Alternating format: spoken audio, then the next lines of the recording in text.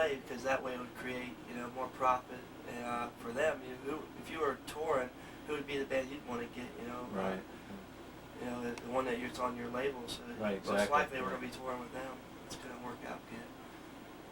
That's cool. Any plans for a video? Any ideas? I don't know, it's been talked about, but I think it matters how many albums this sells. If it don't sell very many at first, they're not going to do it, but if it starts picking up, they're going to do it. You know, I guess they'll have more money to work with. And I think it would increase the sales a lot. So I think we're a pretty visual band instead of you know, some bands. Right. Well, your last album was on Metal Blade. What happened with Metal Blade? They didn't promote us. There was really really terrible promotion. I think we'd be a lot further than what we are if we would get promoted. And you got to have some kind of advertisement for a product. And if no one knows about that product, right, even if it's a great product, it's hard to, and it's just hard to sell it. So you've been to Europe and you've been to Brazil also. So yeah. How were those tours? Europe was really was great. I tell you what, it's a lot different than the U.S. Or, you know, being there, it made me appreciate things a lot more. Man, you go over there and you got to walk about a mile to the store. And some of the places you eat at, like a Kentucky Fried Chicken, you even got to pay more if you want to eat there. It's really wild. Yeah, I understand that. Like in England, a Big Mac cost about $5 in our money, and when we went to Poland, you could buy a hotel room, the highest class hotel room, for $2.50, and we drove around in taxis all night for like $2 or $3. Did you come back broke? No. Yeah. It's like in Poland we were like millionaires. Yeah. They kill it. Hello? Cool. If you still want to continue in Europe, talking about that. We got interrupted here. Yeah. Well, how about the crowd difference? Like, compare the crowd of the United States compared to, say, Germany or one of the places you play in Europe. Well, you know, I think the thrill of a band coming from another country means a lot when you come to, you know, right. No matter if you're talented or not. I say we are talented, but I think when you come from another country, it makes people more apt to want to see you and meet you and get real crazy. Yeah, appreciate that. Appreciate it more. Like American band don't get as much, you know, respect from American crowd as. But then again, it does. Some do. But I think if you're an American band, you're in another country. They think, wow, you must be doing real good to be able to be over there, you know. Yeah. Which is kind of true. You have to be somewhat successful to get a chance to go over to Europe and play. You know, you just can't go over there and you know, be in a garage band and play Europe unless you have someone really with a lot of money behind you. But I think the audiences over there are really a lot more appreciative, and they're, you know, quite a bit more wild. But you know, so every audience is different. But majority overall, that's how I would say it. Can you tell us about the history of Nasty Savage? How you got together? How you got in the band? Okay, it was me and Fred, our original bass player. Me and him were playing in a band called Nightmare, and then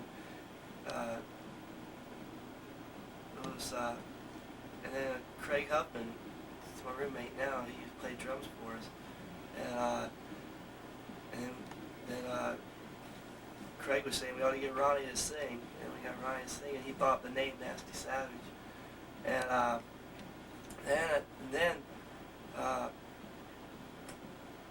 then Craig didn't work out, so we got a different drummer. That was Curtis Beasy played, and then we got Dave at the same time, and then we record. You know, it took a while. That was a long time ago. I don't even remember what year it was. Yeah. But then we recorded our first album, and then Fred got hurt after our first tour. And like the last show, he got hurt. He got in a fight, and he tore up the tendons in his hand, and he couldn't play no more. So we had to get a different bass player. Right.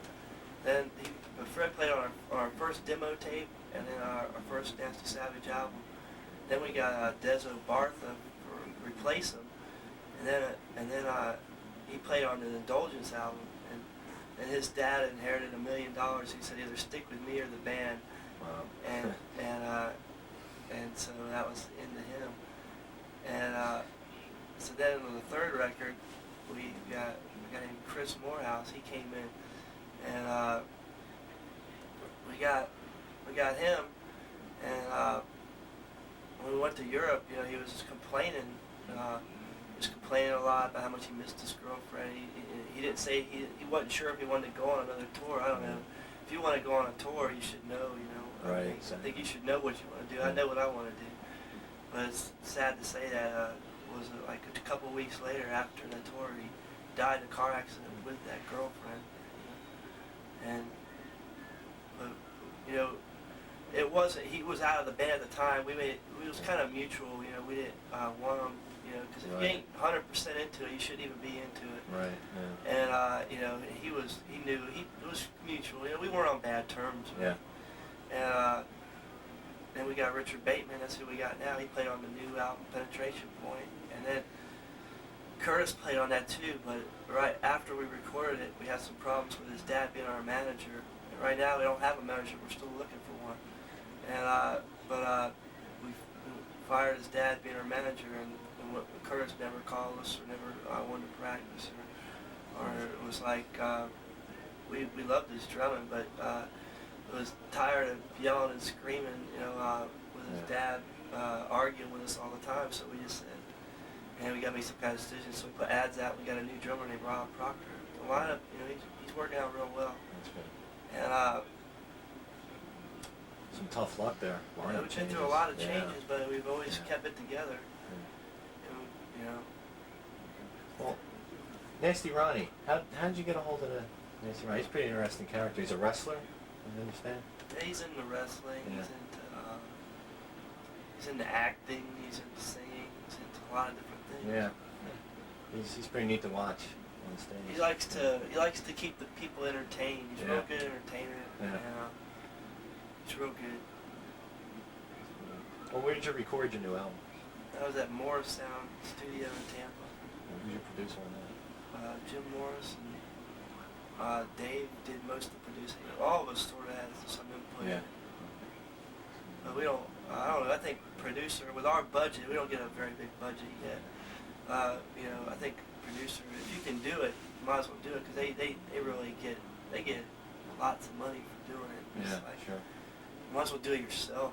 I mean, I think the album turned out just as good as some people that had great producers. You know? Here's an off-the-wall question.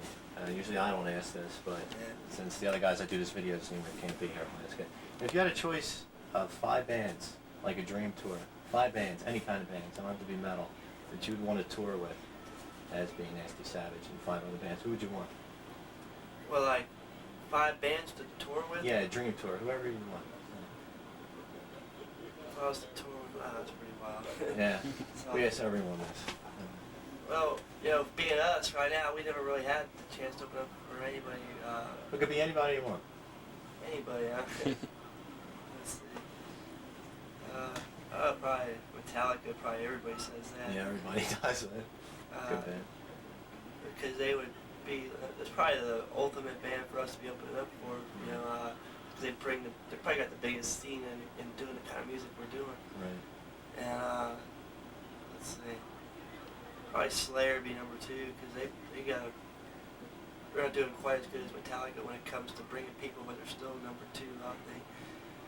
And Exodus would probably be another one. I like them a lot. They got a lot of energy. They seem to be doing real well. And they stick with what they believe in. Right. And let's see, 2 other ones. I don't know. See, it's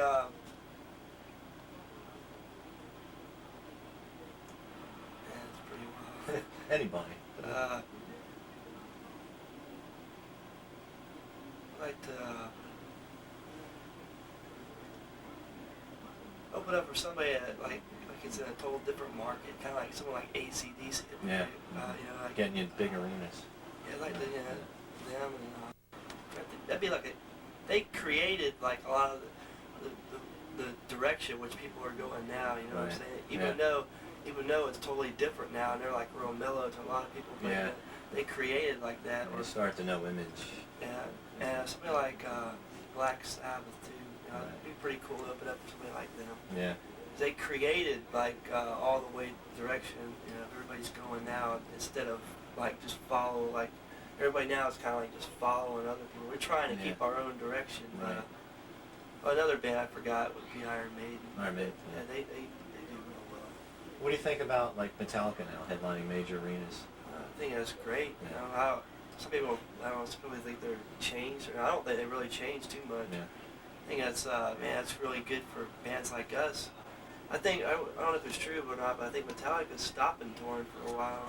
Is that right? That's what I hear. They need a break. They've been on the road for a while. I think they're not touring for like 3 years. I heard something. 3 years. That's what I hear. Oh, I haven't heard that. I'm not sure, but that's what someone told me.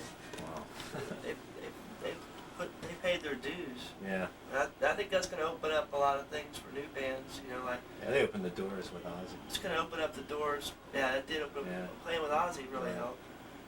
You know, I think there's other bands that we follow in their footsteps. I don't really know who could be it. You know, like could be somebody like Slayer or Anthrax. Anthrax seems to be doing that almost. Yeah. Almost in that vein. Yeah. Or Exodus could be there, or we could be there. Yeah, never know. So this album gets promoted. This is a boring question, but who's your influences?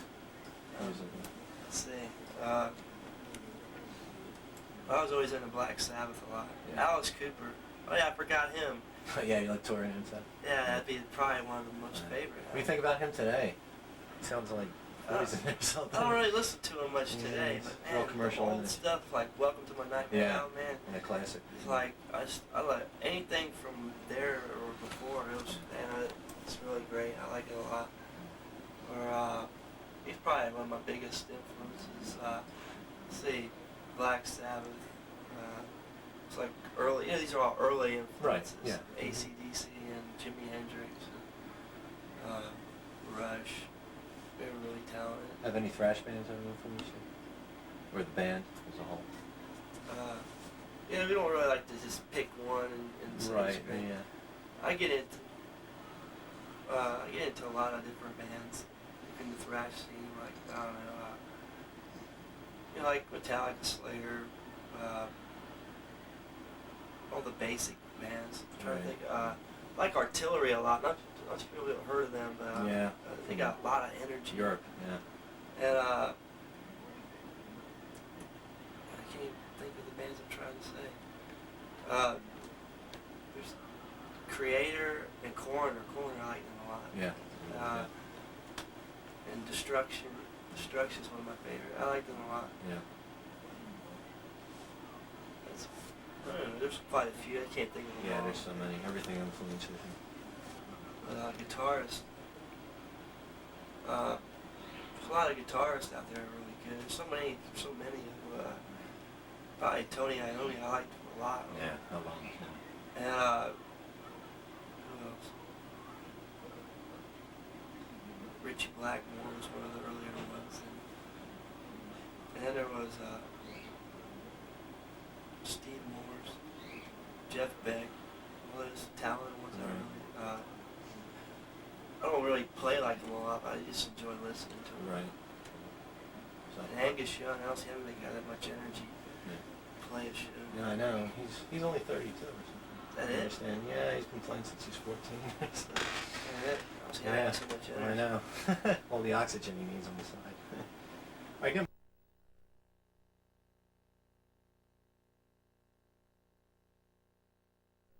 Relate to, I'm sure. It's called family. Circus.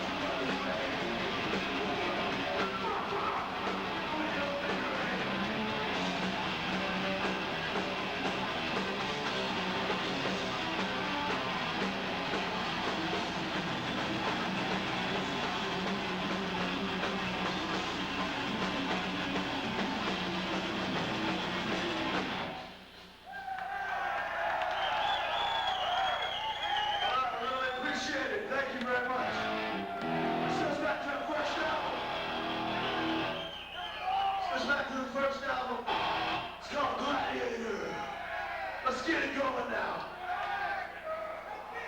These are...